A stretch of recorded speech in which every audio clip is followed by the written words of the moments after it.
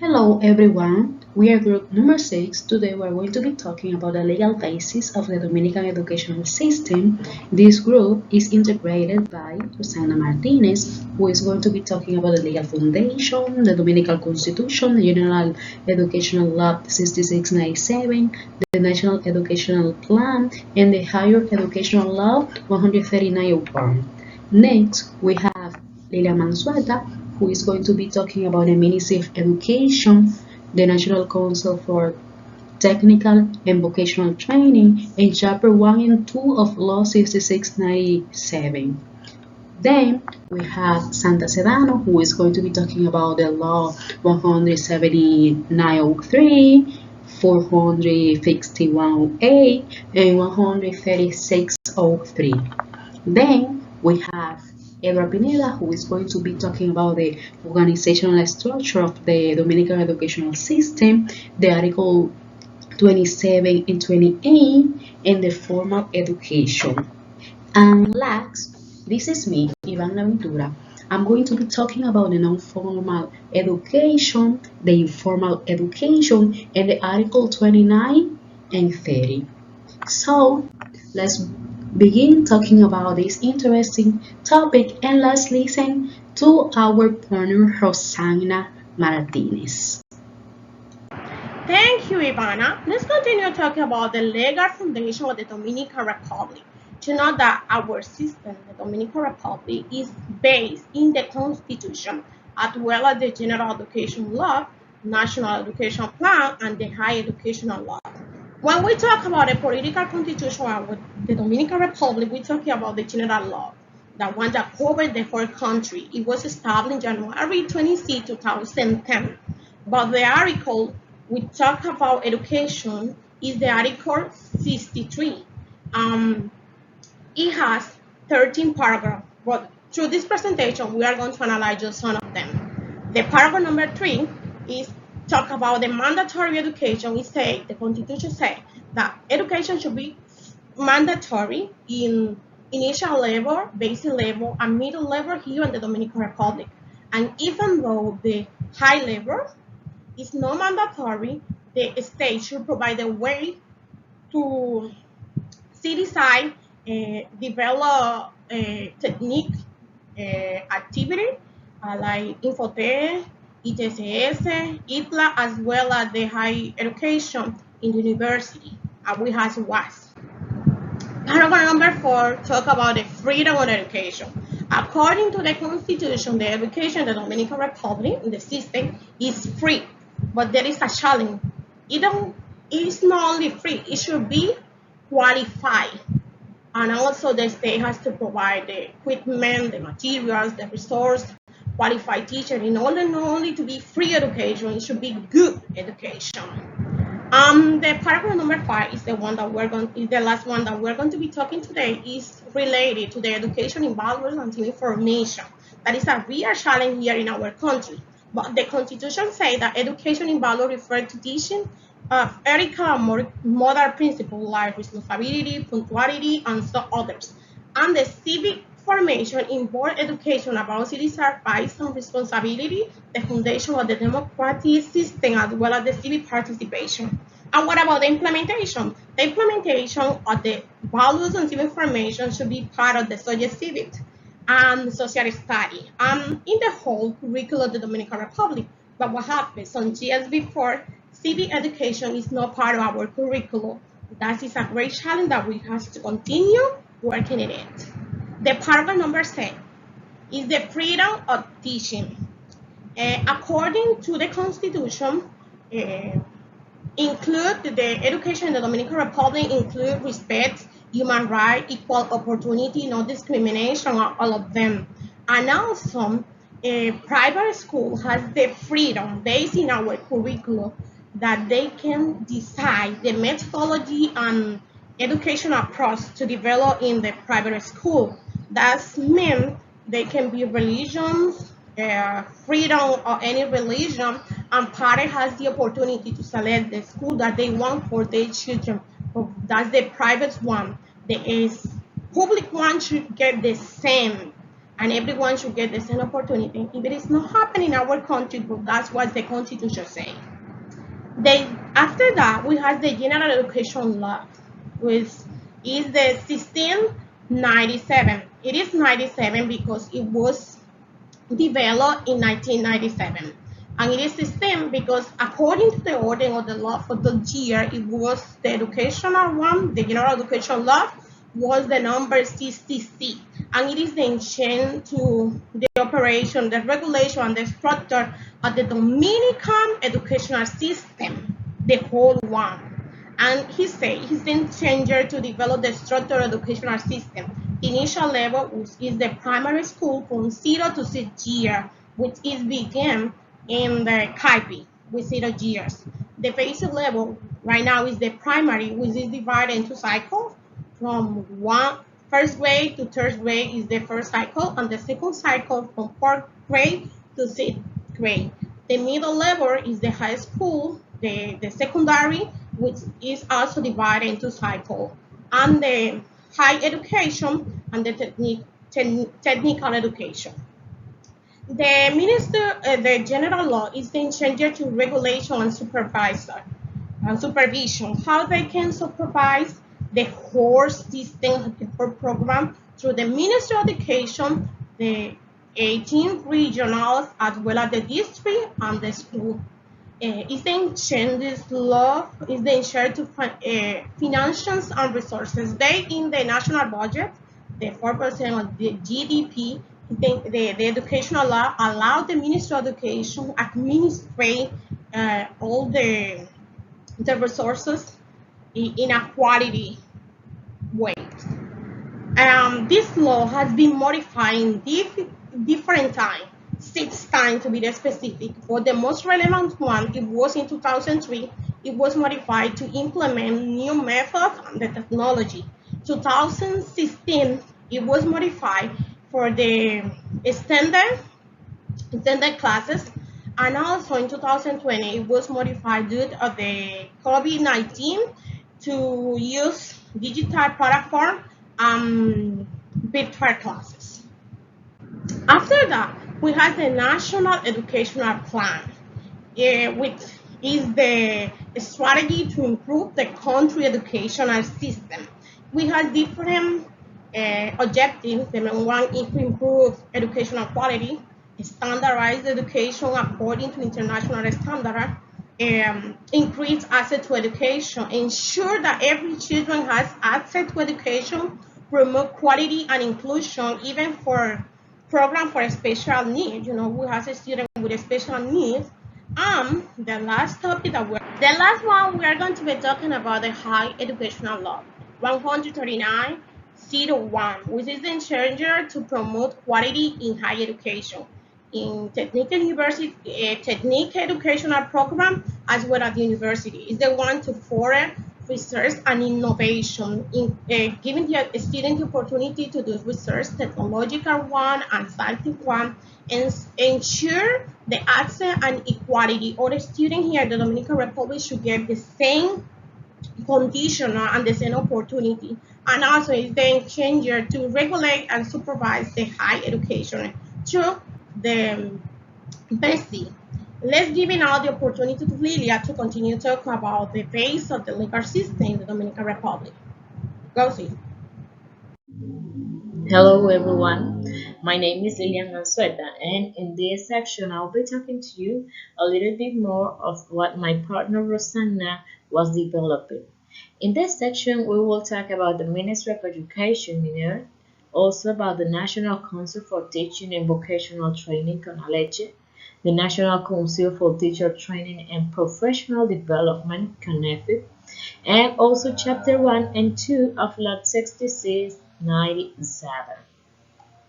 Let's begin by stating that what is the Ministry of Education in charge of? The Ministry of Education is a government body responsible for the administration and oversight of the educational system in the Dominican Republic. It is in charge of implementing educational policies and also allocates schools funding.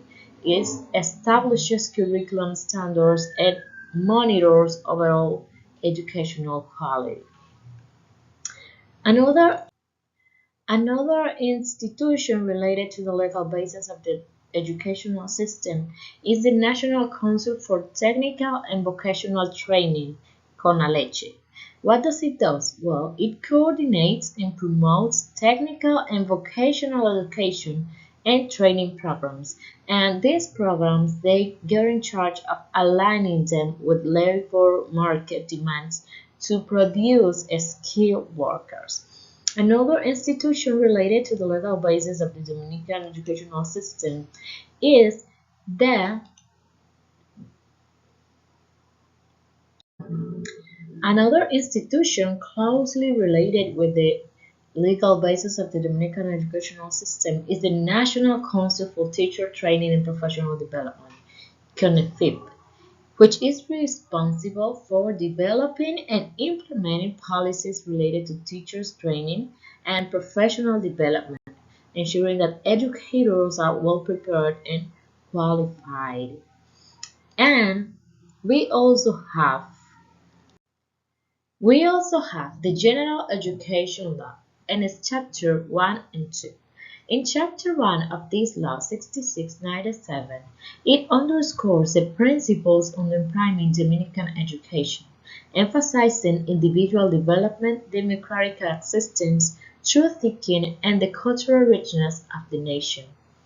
It also emphasizes the family's role in education, highlighting the duty and right of parents to choose the type of education for their children.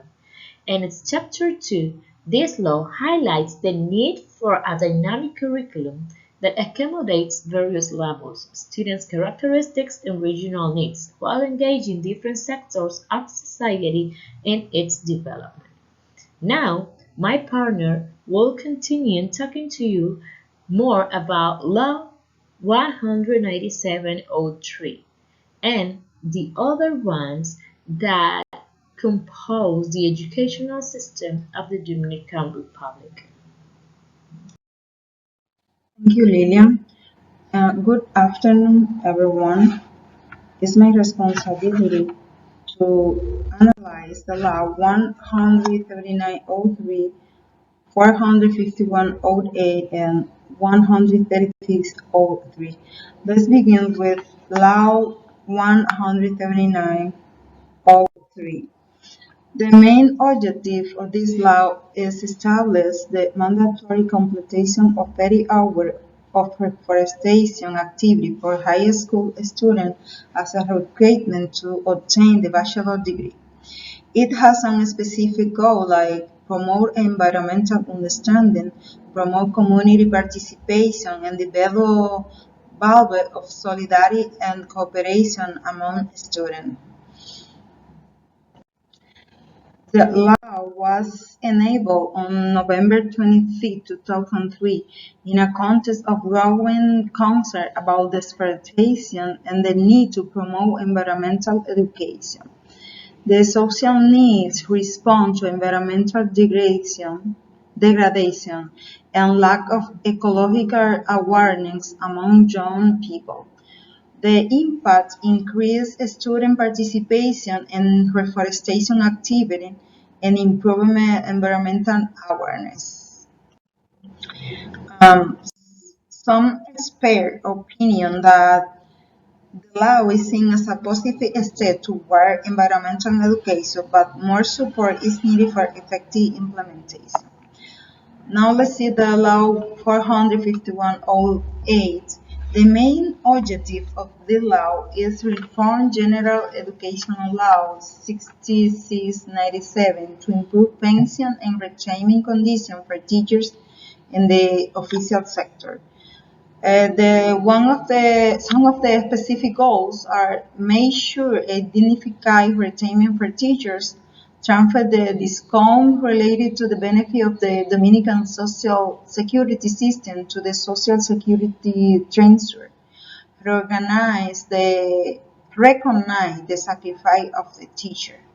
This law was enacted on October 23rd, 2008, in a context of growing recognition of the need to improve retention conditions for teachers. The social need responds to the teachers' demand for better retirement conditions and ensure a fairer and more efficient pension system. The impact it has improved the retirement condition of teachers and ensure better management of pension finance. We can compare the pension and retirement teachers and sorry, we can compare with pension and retirement system for teachers in the other countries and the regions such as Colombia or Mexico. Let's see now Law 13603. The main objective is to protect and guarantee the fundamental right of the children and adolescents in the Dominican Republic. Some of the specific goals: establish a comprehensive protection system, ensure access to educational health and protection against abuse and exploitation. The law was enacted on July 22, 2003, at the time of growing concern for the protection of the rights of the minor in the country. A social need responds to the high rate of child abuse and exploitation.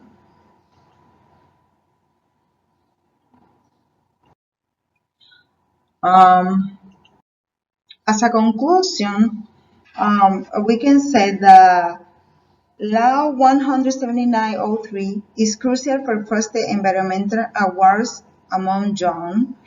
100, Law 45108 is crucial to improve teacher retention conditions, and Law 13303 is fundamental for protection and the right of the minor, but all of them require improvement and supervision in its implementation.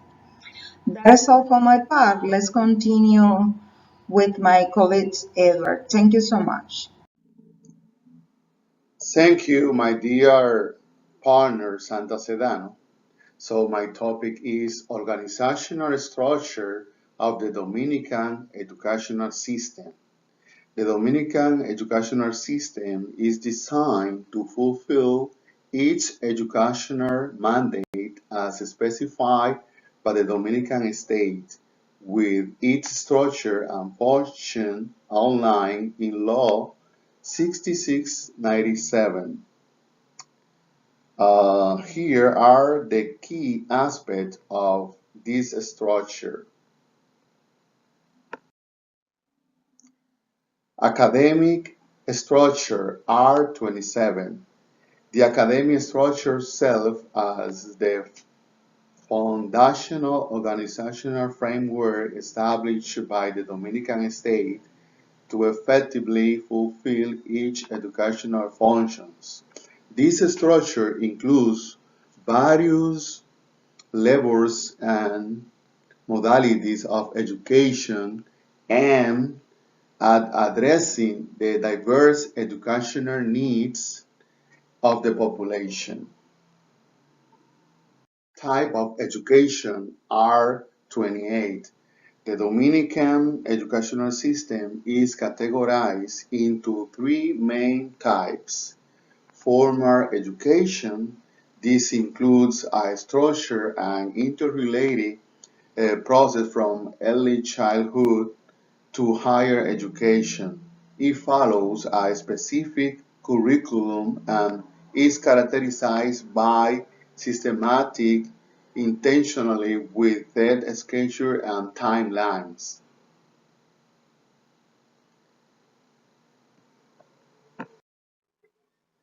The system is divided into four levels: early childhood education for children aged 0 years with two sub-levels, preschool 0 3 year and kindergarten 3 6 years.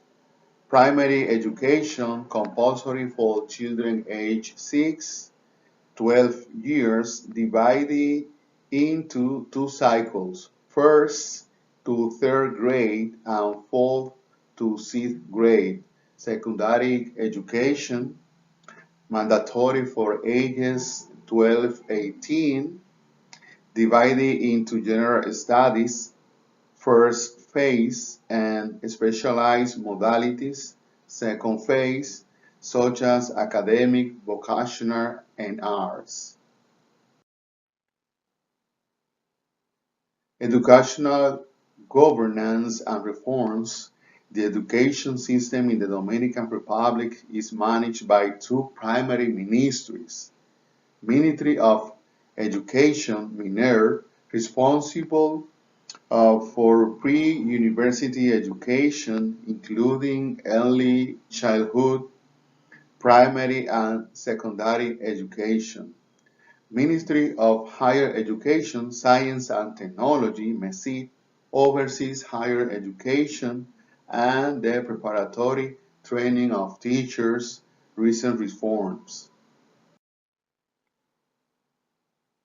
The Dominican government has committed to improving educational infrastructure and quality.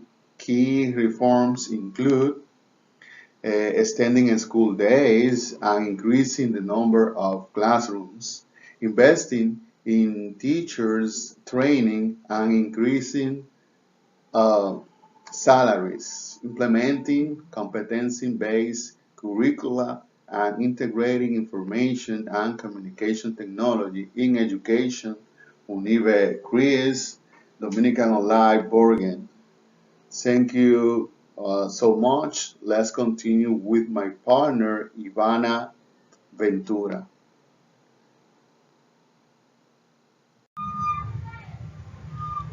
Thank you, Edward. I'm going to continue talking about the non-formal education. This is a way of learning that happens alongside regular school education. It is designed mainly for special groups of people and is more flexible with timing and schedules. It uses many different ways to teach. Some examples of non-formal education are community education programs. Those are classes offered by community centers on topics like cooking, gardening, personal finance, and so on. Vocational training. Those are courses designed to provide specific job skills such as plumbing, hairdressing, and so on. Online courses. Those are educational courses available on platforms like Coursera, Khan Academy, Duolingo, and so on. Language schools. Those are classes provided by private institutions to learn new languages. Sport coaching. Those are training sessions organized by a sports club to improve athletic skill. And music lesson. Private or group lessons to learn to play musical instrument. Non-formal education is essential because it fills gaps that formal education might miss. It provides opportunities for lifelong learning and personal development, especially for those who might not thrive in a traditional classroom setting. Now let's talk about informal education. Informal education is the learning that happens naturally in daily life. It is not planned, it is not structured like a school, and can happen anytime, anywhere. Some examples of informal education are family knowledge. It is like learning received for a family tradition from parents, grandparents, and so on. We can find also media consumption. It is when you gain information for watching documentaries, listening to podcasts, or reading articles online. Travel experiences. It is when you learn about different cultures and languages through travel. Also, we have here the observational learning. It is when you learn behaviors or techniques by observing others, such as watching someone fix a problem. Social media. It is when you gain knowledge and skill from content shared on platforms like YouTube, Instagram, TikTok, and others. But also we can find here the daily conversations. It is when you learn new information or perspective from everyday conversations with family, friends, co-workers, and so on. Informal education is vital because it shapes our everyday skill and knowledge. It complements formal and non-formal education by providing practical and real-life learning experiences. Recognizing and valuing informal education encourages a holistic approach to lifelong learning where all experiences contribute to personal growth. Okay, now let's talk about the Article 29 about accreditation of knowledge, skill, and abilities. This article established that the National Educational Council is responsible for regulating the accreditation of knowledge, skill, and abilities obtained through formal, non-formal, and informal education. The regulation will apply to the levels and modalities of education under the Council's competence. Okay, from this article, we can highlight some important points. First, this article indicates that there is a specific entity, the National Educational Council, that is in charge of officially validating and recognizing the learning acquired in different ways. Also, it is not limited to formal education, such as school and university, but also includes non-formal education like courses and informal education when you learn something spontaneously. We can also highlight that the accreditation will be adjusted to the different educational levels. It can be primary, secondary, higher education, and also modalities, technical, professional education, and so on. But those are determined by the council. Okay, the Article 30, Lifelong Education. This article states that one of the principles of the educational system is lifelong education. To this end, the system will encourage self-learning from an early age and will facilitate the inclusion of adults in various forms of learning. From this article, we can highlight some important points. For example, that education does not stop in childhood. It is a continuous process through life. We can also highlight that from an early age, students are encouraged to learn independently, developing skills from autonomous learning. And also, it highlights the importance of providing learning opportunities for adults and allowing them to continue their educational and personal and professional development at different stages of their lives. Okay, that was all for our group. I hope you enjoy our presentation. Thank you so much.